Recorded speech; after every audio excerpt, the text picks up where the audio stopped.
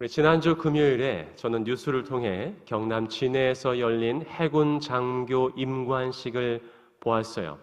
제가 살면서 메인 뉴스에서 해군 장교 임관식을 본 적은 거의 처음인 것 같아요. 그것도 긴 시간을 할애해서 각 방송사 메인 뉴스에서 보도를 했습니다.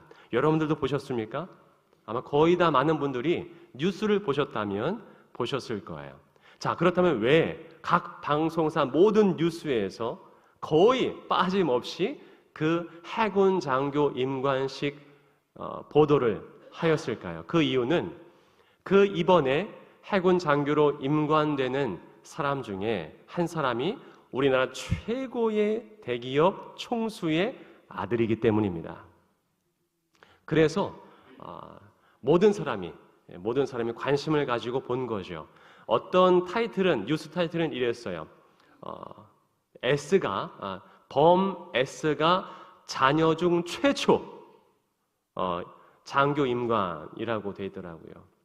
그만큼 재벌 기업의 자녀들이 군에 가는 것이 좀 드물기도 하고, 왜 드문지는 제가 굳이 얘기하지 않겠습니다. 그러다 보니까 많은 사람들 관심을 가지고 보도를 한 것이겠죠. 여러분들의 자녀들이 군에 입대한 자녀들도 있을 것이고 이제 입대할 자녀들도 있을 것입니다. 만약에 군 입대가 의무가 아니라 선택사항이라고 하면 여러분들의 아들을 군 입대시키겠습니까? 아니면 안 시키겠습니까? 안 시켜요? 시켜요. 자, 그렇다면은 아들들에게 한번 물어본다면 지금 고3이나 대학교 1학년 남학생들한테 만약에 군 입대가 선택사항이라고 한다면 과연 스스로 자원해서 제가 이 국방의 의무를 다하면서 이 나라를 지키겠습니다 하면서 자원할 사람이 과연 몇이나 될까요? 많지 않을 거예요. 정말 많지 않을 겁니다. 하지만 국방의 의무는 선택사항이 아니라 필수이기 때문에 모두가 다 국방의 의무, 입대를 해야 되는 것이죠. 왜냐하면 누군가는 나라를 지켜야 됩니다. 여전히 우리는 북한과 휴전 중이기 때문에 언제 도발할지 모르는 거예요. 언제 전쟁이 일어날지 모르기 때문에 우리 국민의 안전과 또 가족의 생명을 지키기 위해 누군가는 지켜야 되는 것이죠. 그래서 젊은 우리 남자 청년들이 국방의 의무를 지는 것입니다. 그래서 입대하는 아들들을 바라보는 그 어머니의 마음은 어떻겠어요? 어머니의 마음. 올 초에도 우리 교회 청년이 이제 입대를 했거든요. 입대를 했는데 저는 그 청년의 어머니 권사님이 되게 씩씩하신 분이에요. 그래서 절대 안 오실 줄 알았어요. 근데 물어보니까 엄청 오셨다고 하더라고요. 아무리 씩씩한 어머니라고 하더라도요, 자녀가 군 입대하는 것을 다들 눈물로 지켜보시기 마련입니다. 왜냐하면 군 생활은 힘들기 때문이에요. 어렵기 때문이에요. 어떤 고난이 펼쳐질지 모르기 때문에 항상 아들을 보내는 어머니의 마음은 아플 수밖에 없는 것이죠. 다행히 저는 딸만 둘이어서 그런 아픔은 못 겪을 것 같아요. 근데 여러분, 2000년 전에 예수님을 이 땅에 보내신 하나님 아버지의 마음은 어떠셨을까요? 하나님 아버지의 마음. 예수님을 이 땅에 보내신 하나님 아버지의 마음. 자, 예수님을 이 땅에 보내시면 어떤 일이 벌어질지 하나님은 아셨어요. 하지만 우리 모두를 구원하기 위해서는 다른 선택지가 없었습니다. 그 하나밖에 없는 독생자 예수 그리스도를 이 땅에 보내실 수밖에 없었어요. 그 아버지의 마음은 어떠셨을까요? 아마 아프셨을 거예요. 이후에 예수님께서 이 땅에 오십니다. 그리고 예수님도요, 자신이 양육한 그 제자들을 또 세상에 보내시거든요. 과연 그렇다면 예수님께서 제자들을 사람들에게 보내실 때의 마음은 어떠셨을까? 하나님께서 예수님을 세상에 보내셨을 때의 마음과 비슷하지 않았을까라는 생각을 해보았습니다. 그래서 예수님께서 제자들을 사람들에게 파송할 때, 제자들을 세상에 보낼 때 이런 말씀을 하세요. 오늘 우리가 읽은 말씀인데요. 마태복음 10장 16절의 말씀입니다. 내가 너희를 보냄이 양을 이리 가운데로 보냄과 같도다. 지금 제자들을 꽃길로 보내는 게 아니에요. 마치 제자들이 양이라면 그 양 같은 제자들을 이리 가운데 보냄과 같도다. 이것이 지금 예수님의 마음이었다는 거예요. 예수님의 마음. 여러분, 정말 귀하고 소중하게 키운 양을 늑대나 들짐승, 이리 소굴 속으로 보내는 주인이 있어요? 없어요? 없어요. 정신 나간 목자일 겁니다. 만약에 그렇다고 하면. 그런데 예수님은 지금 그렇게 말씀하시는 거예요. 제자들을 세상에 파송하면서 또한 사람들에게 보내면서 이 말씀하는 거예요.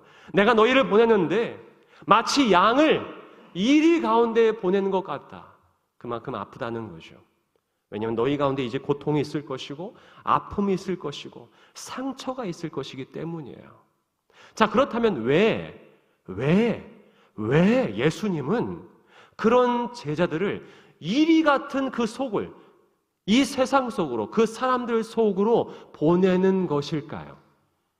그 이유가 오늘 말씀한 전 말씀에 나와 있어요.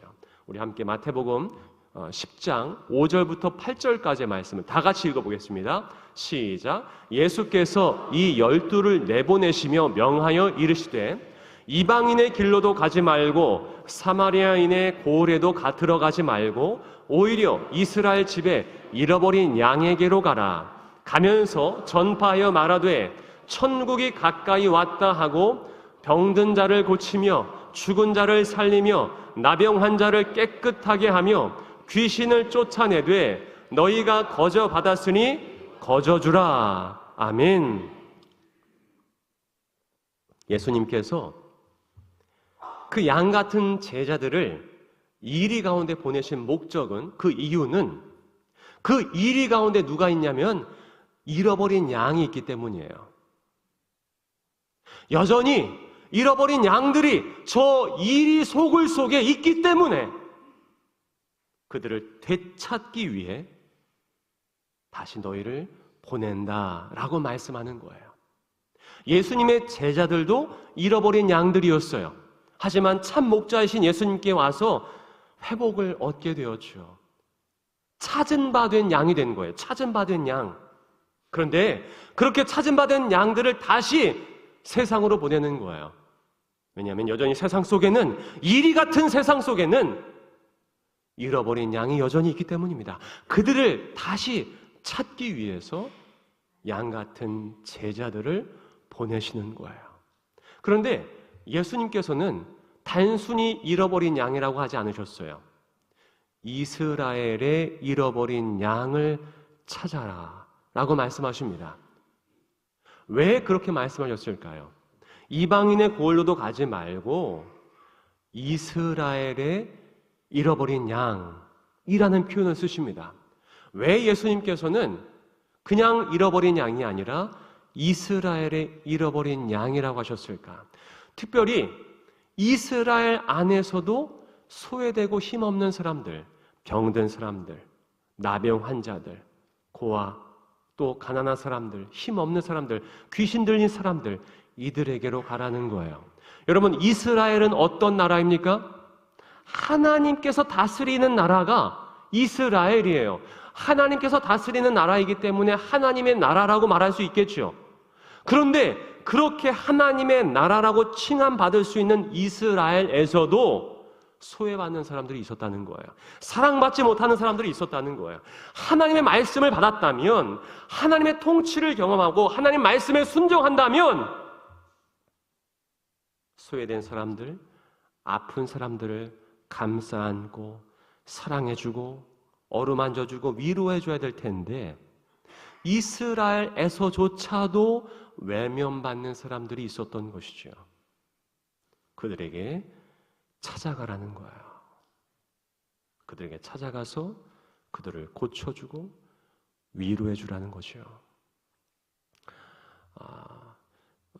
도스토옙스키의 카라마조프의 형제들이란 책에서 도스토옙스키는 수도승의 말을 빌려서 이렇게 얘기합니다. 지옥이란 더 이상 아무도 사랑할 수 없는 고통이다. 지옥이란 더 이상 아무도 사랑할 수 없는 고통이다. 이게 이제 번역에 좀 차이가 있을 수 있는데 어떤 사람들은 지옥이란 더 이상 사랑할 수 없는 고통이라고도 표현해요. 그러니까 사랑할 수 없는 것 자체가 지옥이라는 거예요. 여러분, 지금 이스라엘에서조차도 하나님을 사랑하고 이웃을 사랑하는 것이 가장 큰 계명이라고 이미 구약에서부터 듣고 또 들었던 그 이스라엘 백성조차도, 그 사람들에게서조차도 외면받았던 사람들이 있었단 말이에요. 사랑받지 못했던 사람들이 있었단 말이에요. 그들에게는 지금 사랑하는 것 자체가 지옥일 수 있는 것이죠. 누구도 찾아오지 않고 나병 환자라고 해서 멸시하고 손가락질하고 내게 다가오지 마. 성 밖에서 살아야 돼. 사람들 무리에 들어올 수 없어. 너는 병들었잖아. 외면받던 사람들. 그들의 삶 자체가 지금 이 현실 속에서 지옥을 살아가는 것이겠죠. 그래서 예수님께서는요, 제자들에게 뭐라고 말씀하시냐면은 그들을 향해서 이렇게 외쳐 천국이 가까이 왔느니라. 천국이 가까이 왔느니라. 여러분, 이 세례 요한이 천국이 가까이 왔느니라 라고 하면서 그 앞에 뭘 붙이죠? 회개하라. 예수님도 마찬가지입니다. 회개하라, 천국이 가까이 왔느니라. 이 항상 회개하라, 천국이 가까이 왔느니라 라고 이 말씀이 짝을 이루어요. 그런데 지금 이 본문에서만큼은 예수님께서는 회개하라는 말씀을 하지 않으십니다. 그저 그들을 향해서 천국이 가까이 왔다라고만 전하게 하세요. 왜 그러셨을까요? 여러분, 지금 아파하는 사람들에게, 병상에 누워있는 사람들에게, 먹을 것이 없어서 지금 너무나 배고파하는 사람들에게 회개하라. 이 말씀이 들릴까요? 회개해야 될 사람은 그들을 소외시킨 성 안의 사람들이겠죠. 지금 그들에게 중요한 건 회개가 아니에요. 여러분, 천국이 가까이 왔습니다. 그러면서 그들에게 찾아가라는 거예요. 그 잃어버린 양들을 찾아가라는 거예요. 이 라틴어로 콘솔라티오라는 말이 있습니다. 한번 따라해 보겠습니다. 콘솔라티오. 콘솔라티오. 이게 라틴어인데요. 우리나라 말로는 위안, 위로로 번역돼요. 이것의 의미가 뭐냐면 누군가 내 곁에 있고 나와 함께 있을 준비가 되어 있음, 또는 누군가 나의 외로움 속으로 들어오고 내 곁에 머물 준비가 되어 있음 이라는 의미가 콘솔라티오라는 라틴어 안에 들어있어요. 여러분, 먼저 이 땅에서 외롭게 살아가는 우리에게 찾아오신 분이 누굽니까? 예수님이세요. 죄로 말미암아 진정한 천국을 누리지 못한 외롭게 살아가는 우리에게 내 곁에 찾아오신 분, 먼저 찾아오신 분, 먼저 우리에게 위로를 주시고 위안을 주신 분이 예수님이세요. 그 예수님께서 제자들에게 말씀하시는 거예요. 너희가 그 잃어버린 양에게로, 여전히 소외받고 멸시받고 아무도 사랑해주지 않는 그 사람들에게로 찾아가주면 안 되겠니? 그들 곁에 머물러주면 안 되겠니? 그래서 그들을 위로해주면 안 되겠니? 라고 하시면서 보내시는 거죠. 우리에게도 예수님은 동일하게 말씀해 주십니다. 너희가 그들에게 찾아가 주면 안 되겠니? 너희가 가면 안 되겠니? 말씀을 묵상하면서 계속 마음이 찔렸어요. 지난주에도 말씀드리고 싶었던 이야기입니다. 제가 이제 막 부임한 지 1년이 지났거든요. 근데 여전히 아직 신방을 하지 못한 가정이 있고, 또 마주 앉아서 이런저런 얘기를 나누며 삶을 나누지 못한 성도님들이 여전히 많이 계세요.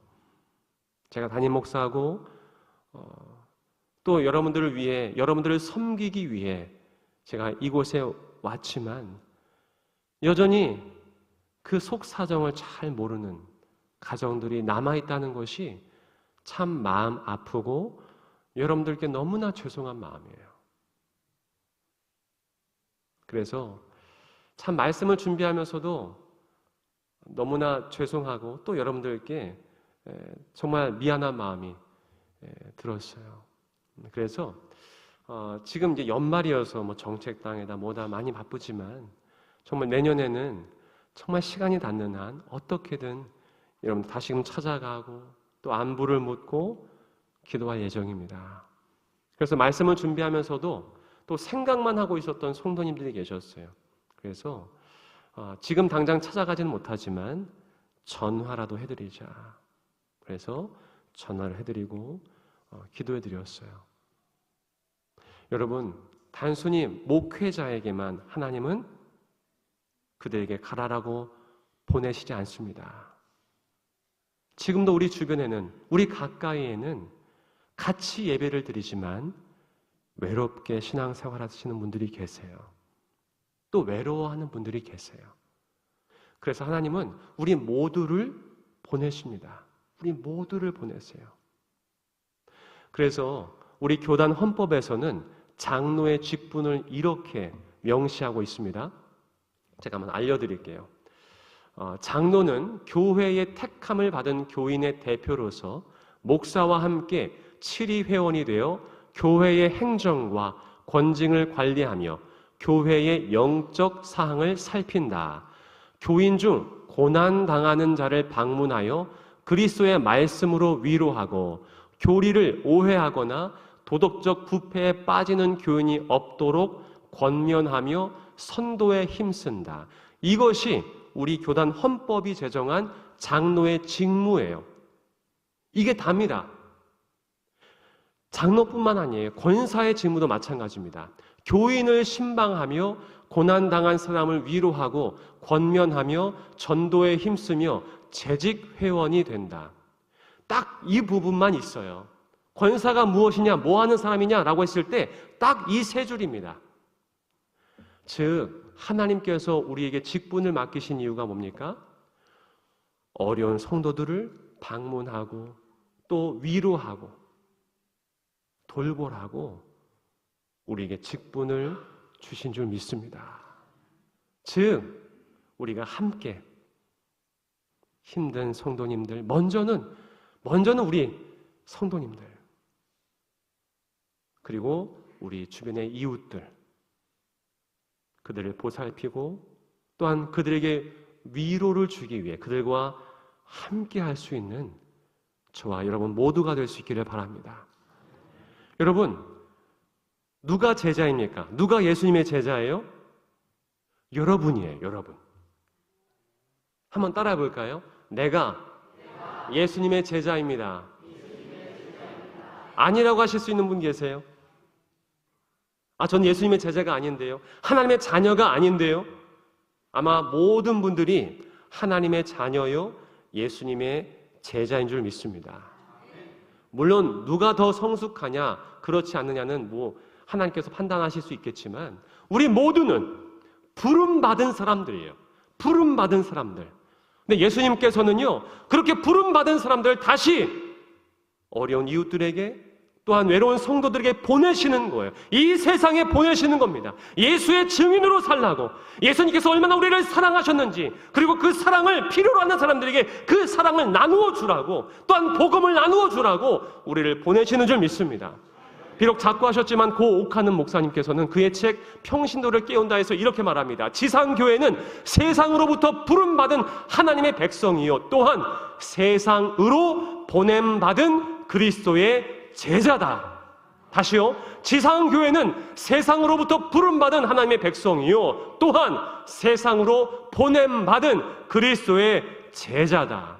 단순히 모이는 것으로 끝나는 것이 아니라 세상으로 파송받는 사람들, 어려운 이웃들에게, 또한 복음을 모르는 사람들에게, 하나님의 사랑이 필요한 잃어버린 양들에게 보냄받은 사람들이 교회라는 거예요. 우리가 교회입니다.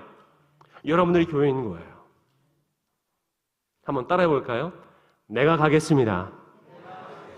제가 가겠습니다. 아멘. 여러분, 조금 전에도 말씀드렸듯이 오늘은 교회의 시작입니다. 교회력의 시작이에요. 교회력의 시작. 올 한 해 하나님께서 여러분들을 보내시는 줄 믿습니다. 앞으로 시작될 이 한 해 동안 하나님께서 우리를 부르신 목적대로 우리가 쓰임받을 수 있기를 바랍니다. 우리가 주님의 위로의 통로, 복음의 통로, 하나님께서 여전히 살아계시다는 그 복음의 증거가 될 수 있기를 바랍니다. 그리고 그렇게 믿음으로 순종해 나가는 여러분들을 하나님께서 지켜주실 줄 믿습니다. 오늘날 믿음은 무엇입니까? 예수 그리스도의 말씀을 순종하는 것, 그것이 믿음인 줄 믿습니다. 주님의 말씀에 순종하여, 하나님 나도 힘든데요, 저도 힘든데요, 저 못 가는데요 하는 것이 아니라, 하나님 제가 힘들지만 순종하여 가겠습니다. 제가 먼저 손 내밀겠습니다. 제가 먼저 찾아가겠습니다. 제가 먼저 필요한 곳에 나가겠습니다. 라고 하는 그들을 하나님께서 돌보시고 지켜주실 줄 믿습니다.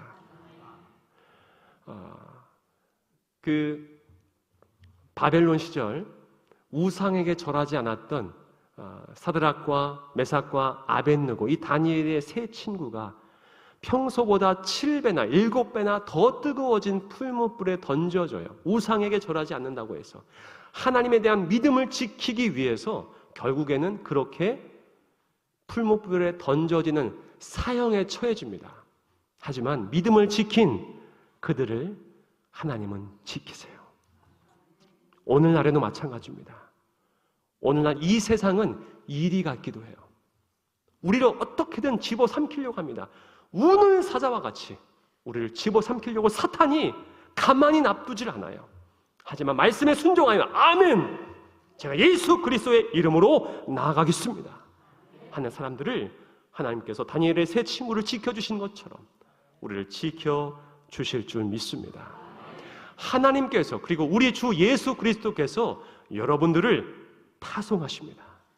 아멘, 아멘. 우리 다 함께 일어나 보겠습니다. 이 시간 파송의 노래를 부를 거예요. 이 시간 하나님께서, 예수님께서 여러분들을 파송하시며 보내시는데, 하나님, 제가 순종하며 올 한 해 주님께서 필요한 곳으로 나가겠습니다. 이 믿음으로 함께 찬양하며 결단하겠습니다.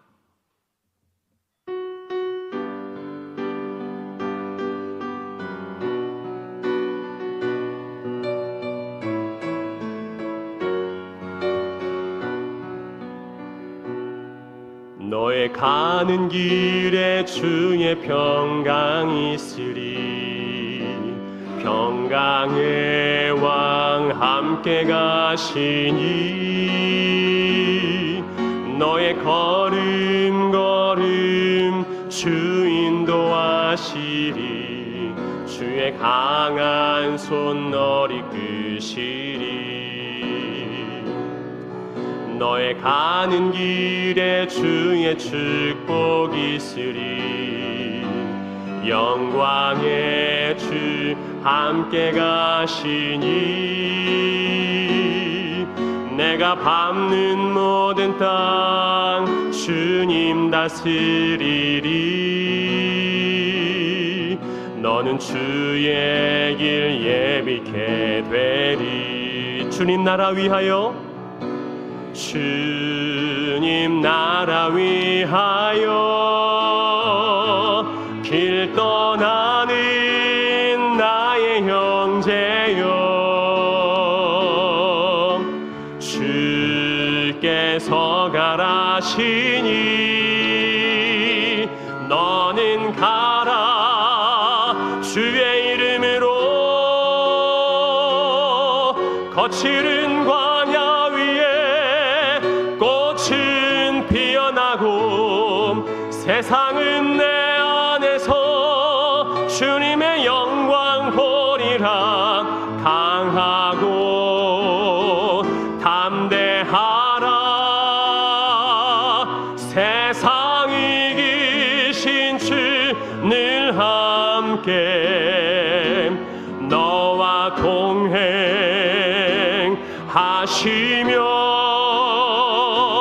내게 새 힘 늘 주시리. 한 주 계속해 주시기 바랍니다. 우리가 세상으로 나아갈 때, 이웃으로 나아갈 때 때로는 가시돋친 말들 때문에 상처 입고 멈출 때가 있어요. 내가 사랑하고자 하지만 그것을 거부하는 사람들, 또한 오히려 나에게 더 상처 주는 영혼들, 비록 잃어버린 양일지라도 오히려 이리처럼 나에게 달려드는 영혼들도 있습니다. 거기에 우리가 주저하지 않았으면 좋겠습니다. 그것 때문에 우리가 두려워하거나 멈추지 않았으면 좋겠어요. 계속해서, 그럼에도 불구하고 끝까지 하나님, 한 걸음 한 걸음 다시 한번 사랑으로 발걸음하면서 순종하겠습니다. 이 마음으로 다시 한번 처음부터 고백하겠습니다. 너의 가는 길에 주의 평강이 있으리. 너의 가는 길에 주의 평강이 있으리. 평강의 왕, 평강의 왕 함께 가시니 너의 걸음 너의 걸음 주 인도하시리. 주의 강한 손 너를 이끄시리. 너의 가는 길에 주의 축복이 있으리. 영광의 주 함께 가시니 내가 밟는 모든 땅 주님 다스리리. 너는 주의 길 예비케 되리. 주님 나라 위하여, 주님 나라 위하여 길 떠나는 나의 형제여, 길 떠나는 나의 형제여, 주께서 가라시니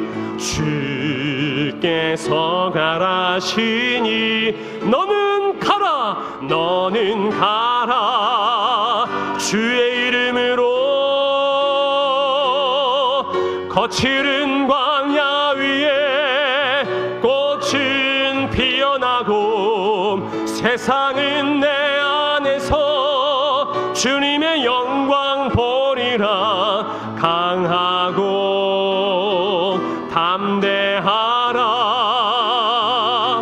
세상 이기신 주 늘 함께 너와 동행하시며